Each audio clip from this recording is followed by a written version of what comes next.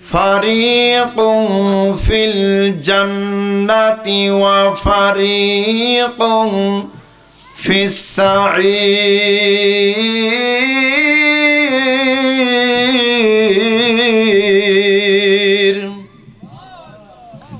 দুইটা দল। ফারিকুম ফিল জান্নাতি, যে দলটা ভালো কাজ করবে, ভালো আমল করবে, আল্লাহর গোলামি করবে, আত্মসমর্পণ করবে, পিতা মাতার সঙ্গে ভালো আচরণ করবে, তারা হবে জান্নাতি। সুবহানাল্লাহ বলেন। ওয়া ফারিকুম ফিস সাঈর।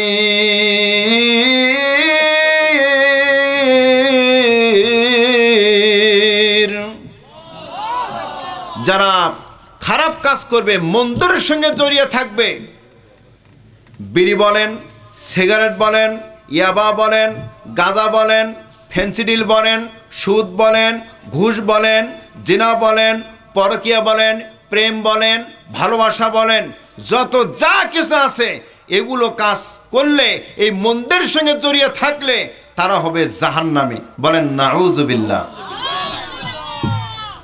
বর্তমানে ছড়িয়ে পড়ছে সব থেকে বেশি পরকীয়া। কি ছড়িয়ে পড়ছে? পরকীয়া। এই পরকীয়া দিয়ে বর্তমান দেশ একদম ভরপুর হয়ে গেছে। এখন এমন একটা হয়ে গেছে যে নারীরা স্বামীর আমানত আর রক্ষা করতে পারতেছে না। কিভাবে রক্ষা করতে পারে না? স্বামী থাকে বিদেশে। কোথায় থাকে? স্বামী বিদেশে থাকে। খুশি হয়া সিঙ্গাপুর, সৌদি আরব, মালয়েশিয়া, দুবাই, কাতার, ইতালি, ইউরোপ কান্ট্রি যে দামি একটা মোবাইল ফোন পাঠিয়ে দেয়। কি পাঠায়? Mobile phone, screen touch mobile. এই মোবাইল ফোন স্ত্রীকে খুশি হয়ে দিয়ে দেয়। আমি এই মোবাইল ফোনের একটা কবিতা বানাইছি। আসছে মোবাইলের যুগ, আসছে বিজ্ঞানের এই যুগ, আসছে মোবাইলের যুগ। হাসপাতালে ভর্তি হইল মোবাইল লইয়া সাথে, কোন অবস্থায় কি হইল খবর সাথে সাথে। মোবাইলে রুগী বেটে শুয়ে থাকে, বাবা ফোন দেয়, হ্যালো আমার ছেলে কিংবা মেয়ে, কি অবস্থা মা? বাবা এখন শরীরটা মোটামুটি ভালো আছে। কথা বলেন ঠিক কিনা? বিয়া শাদী অনুষ্ঠানে যত তারিখ করতে হয়, জায়া দাওয়াত হয় না করতে, মোবাইলে কয়।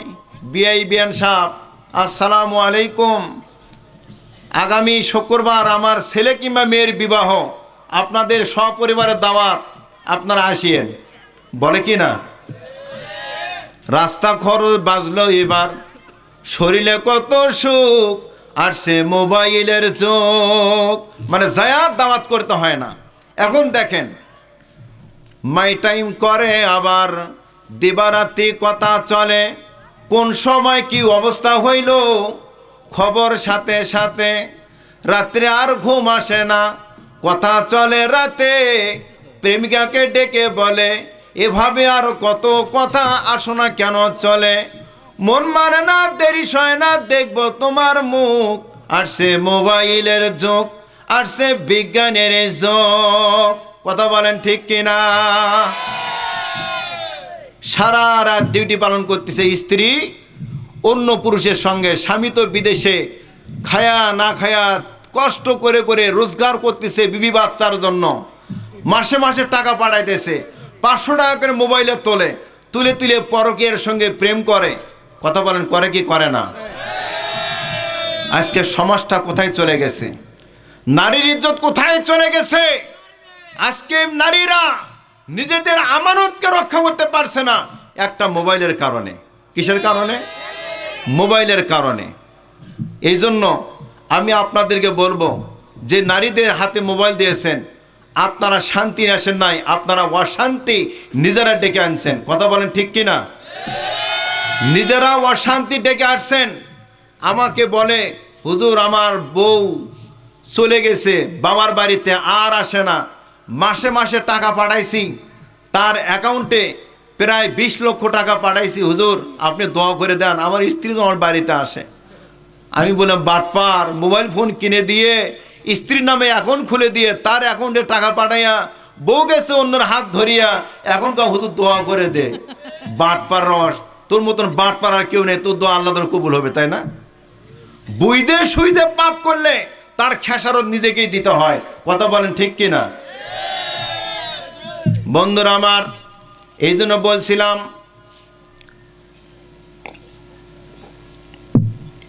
স্ত্রীদেরকে ভালো রাখতে হলে পিতা মাতার দরকার আছে না নাই? পিতা মাতার সঙ্গে ভালো আচরণ করতে হবে। পিতা মাতাকে সন্তানেরা এখন বিশ্বাসই করে না। করে কি বিশ্বাস? বিশ্বাস করে না। আল্লাহ সুবহানাহু ওয়া তাআলা তিনি আসমান, এই আসমান 7টা আসমানের উপরে আল্লাহ জান্নাত বানায়া রেডি করে রেখে দিয়েছেন এবং জাহান্নাম মাটির নিচে রেখে দিয়েছেন। এই জান্নাতটার মর্যাদা, এই জান্নাত অর্জন করার জন্য পিতা মাতার ফাটা চিরা পায়ের নিচে এই জান্নাতটা রেখে দিয়েছেন। সুবহানাল্লাহ কোন। মানুষ পিতা মাতার সঙ্গে যদি খারাপ আচরণ করে, হজ করুক, যাকাত দেখ, দান করুক, 5 ওয়াক্ত নামাজ পড়ুক, যা যে যাই করুক না কেন, একটাও আল্লাহর দরবারে কবুল হবে না। কথা কি বুঝছেন? কবুল হবে না। তার কথাগুলো সামনে পাবেন ইনশাল্লাহ। যে আয়াতের শুরু করেছি এখন, তাহলে আমরা এতক্ষণ শুনলাম যে আল্লাহ তাআলার ইবাদত করতে হবে। কতদিন করবেন? ওয়াবুদু রাব্বাকা হাত্তা ইয়াতিয়াকাল ইয়াকিন।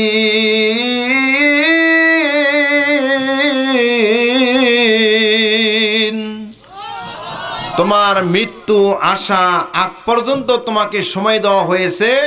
এই সময়ের মধ্যে তুমি তোমার রবের গোলামি করবে। ওয়াবিল ওয়ালিদাইনি ইহসানা, তোমাকে আদেশ করছি তোমার পিতা মাতার সঙ্গে ভালো আচরণ তোমাকে করতে হবে। সুবহানাল্লাহ কোয়া যাবে কি? অন্য আয়াত বলেন সূরা লোকমান আয়াত নম্বর 14, ওয়াসাইনাল ইনসানা বিওয়ালিদাইহি হামালাতুহু উম্মুহু ওয়াহনান আলা ওয়াহনিন ওয়া ফিসালুহু ফি আমাইনি আনিশকুর লি বিওয়ালিদাইহি।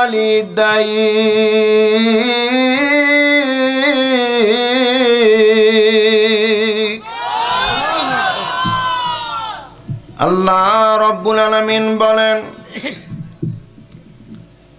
বান্দা বান্দি রে, তোমরা জানো না তোমার মা তোমাকে যখন গর্ভে রাখে, তোমার মা যখন তোমাকে গর্ভে রাখে, হে যুবকরা দিলের কানটা খুলুন, মন দিয়ে একটু শুনুন। যে মা বাবার সঙ্গে তোমরা খারাপ আচরণ করো, যেই মা বাবাকে তোমরা খাইতে দিতে তোমরা কষ্ট পাও, যে মাকে তোমরা দেখতে পাও না, যেই বাবাকে তোমরা দেখতে পাও না, খাবার দাও না, চিকিৎসার ব্যবস্থা করো না, তোমাদেরকে বলা হচ্ছে। আল্লাহ রাব্বুল আলামিন বলেন, তোমার মা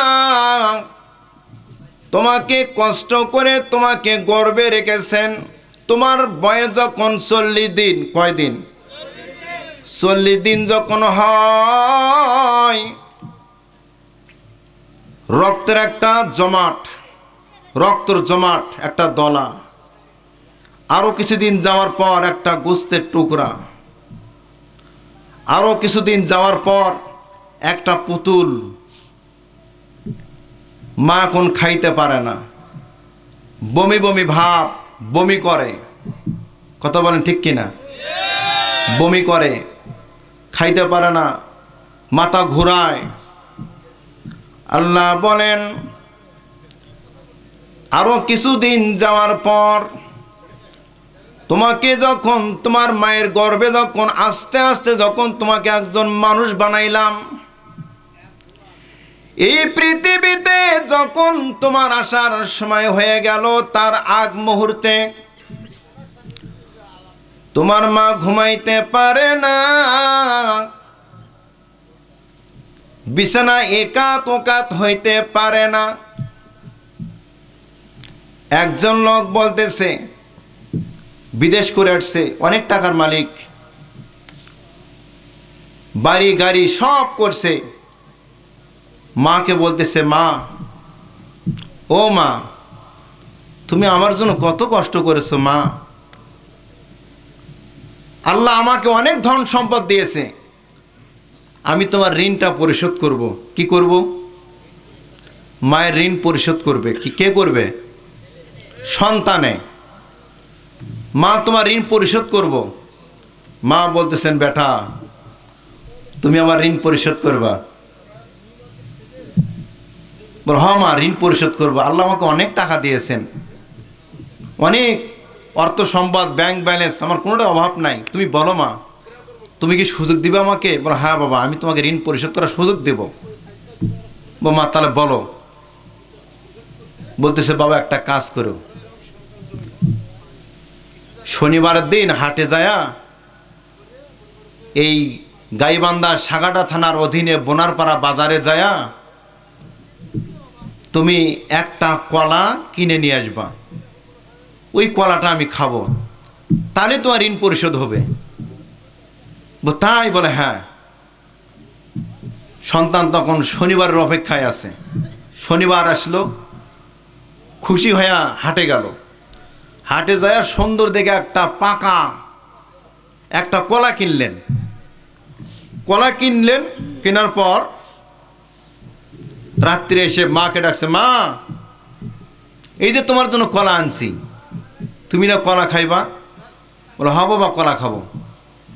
কলাটা মায়ের হাতে দিলেন, সন্তানকে খাবার দিলেন। খাবার খেয়ে মা সন্তানের জন্য বিছানা রেডি করে দিলেন। বিছানা রেডি করে দেওয়ার পর সন্তান শুতে যাবে। মা তখন ওই পাকা কলাটা নিয়ে এসে সন্তানকে বলল, বাবা, এই যে কলাটা একটু তোমার হাতে নাও। কমা, আমি না তোমাকে দিছি, তুমি খাইবা, আমার ঋণ পরিশোধ হবে। বাবা, হ্যাঁ, তুমি তো ঋণ পরিশোধ করবা, তো আমি এখন খাবো না। এই কলাটা তুমি নিয়ে তোমার যে বুক আছে, এই যে বুকটা, এই বুকের মাঝখানে কলাটা রাত্রে রেখে দিবা। রেখে দিয়ে আমি সকালবেলা এসে তোমার কাছ থেকে কলাটা নিয়ে খাবো, তোমার ঋণটা পরিশোধ হয়ে যাবে। কথা কি বুঝতেছেন আপনারা? ওই আয়াতের একটু বুঝাতেছি, সারমর্মটা বুঝাচ্ছি আপনাদের। ঋণ পরিশোধ, মায়ের ঋণ পরিশোধ। সন্তান চিন্তিত হয়ে আছেন, যার মায়ের ঋণ শোধ হবে একটা কলার বিনিময়ে। কিসের বিনিময়ে? কলার বিনিময়ে। কলাটা বুকের উপর রেখে বালিশের চিত হয়ে শুয়েছেন। শুয়ে থাকতে থাকতে থাকতে থাকতে থাকতে গভীর রাত হয়ে গেল। এমন ঘুম আসছে, এই ঘুমের মধ্যে কম্বল নিয়ে এক টান, এপাশে একটা ওপাশে একটা, কলা যে পইরে নিচে, পিঠের নিচে গেছে আর খবরই জানে না, চ্যাটকা হয়ে গেছে। ঘুম পাচ্ছে, নাক ডাকে। ঘুম পারে কি পারে না? পারে। এরকম ঘুম পাচ্ছে। সকালবেলা হয়ে গেল, মা দরজা লক করতেছে। আব্দুর রহমান, বাবা আব্দুর রহমান। ঘুম ভেঙে গেল। মা, আমি উঠছি। উঠে দরজাটা খুলে দিলেন, বললেন, বাবা, ওই যে তোমাকে রাত্রে কলাটা দিলাম, কলাটা আমাকে দিয়ে দাও, আমি আর কলাটা খাবো, তোমার ঋণ শোধ হয়ে যাবে। ছেলে বলতেছে, মা, মারে,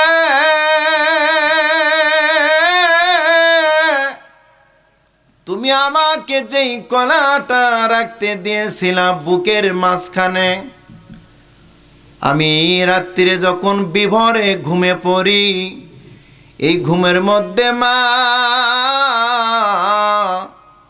কোন সময় যে পিঠের নিচে পড়ে গিয়ে চ্যাপ্টা হয়ে গেছে আমি জানি না। মা বলতেছেন, বেটা শুধু একটা রাত তোমাকে কলাটা একটু বুকের উপরে রাখতে দিয়েছি, আর আমি মা তোমাকে 10 মাস 10 দিন এই পেটে রেখে আমি মা কখনো তোমাকে আমি কষ্ট পাইতে দেই নাই। আমি মা একাত ওকাত হই নাই, যদিও হয়েছি বেটারে আমার মনের মধ্যে একটা ভয় ছিল, একাত যদি হই না জানি আমার সন্তানের কোন হাতটা নষ্ট হয়ে যায়, আমি ওই কাত হই না জানি আমার সন্তানের কোন পাটা নষ্ট হয়ে যায়। খুব সাবধানের সাথে আমি একাত ওকাত হই। আমি তোমাকে এই বুকের মধ্যে নিয়ে তোমাকে লালন পালন করেছি। পাড়া প্রতিবেশী সবাই যখন ঘুমে পড়ে আমি মা তোমাকে বুকের মধ্যে নিয়ে ঘুমাইছি, আর মনে মনে ভাবছি আমার সন্তান যেন আমার পিঠের নিচে না পড়ে যায়। মাসের পর মাস আমি তোমাকে বুকে রাখছি, আর তুমি একটা রাতি তুমি কলা রাখতে পারলে না, তুমি আমার ঋণ শোধ করবা। কথা বলেন ঠিক কি না? মায়ের ঋণ কি শোধ করা সম্ভব? কখনোই সম্ভব নয়। নিঃশ্বাসের বিশ্বাস কইরা মাকে দিলাম ফাঁকি,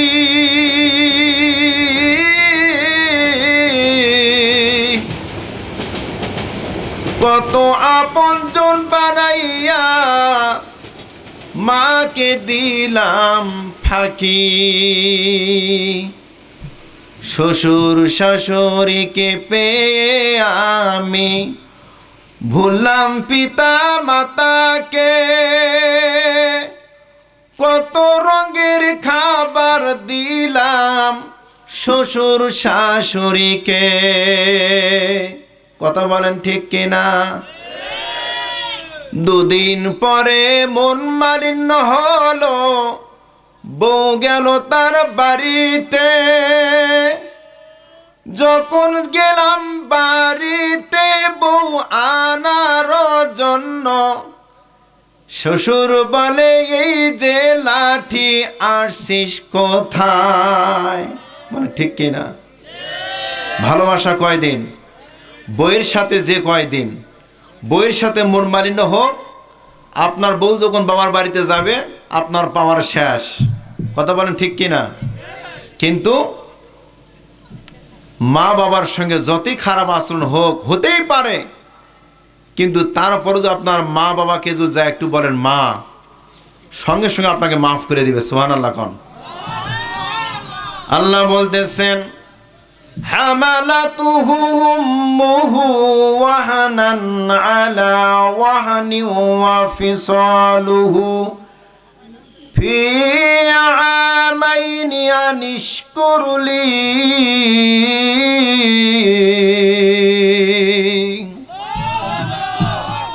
কষ্টের পর কষ্ট করেছে তোমার মা।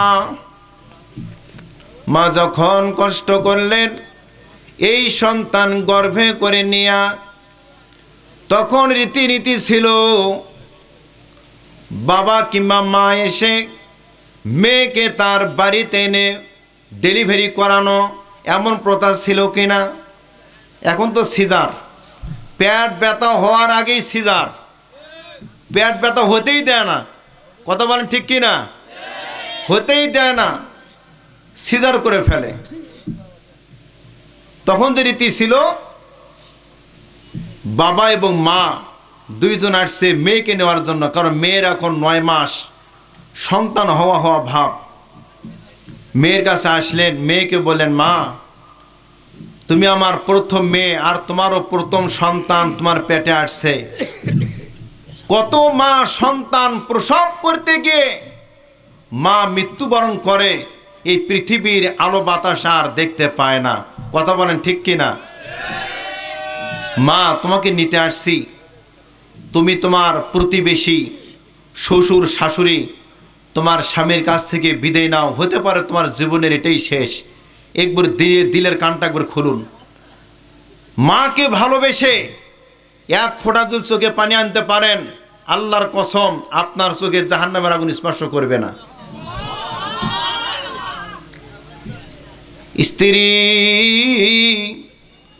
প্রতিবেশীর বাড়ি বাড়ি চলে যায়, ও চাচি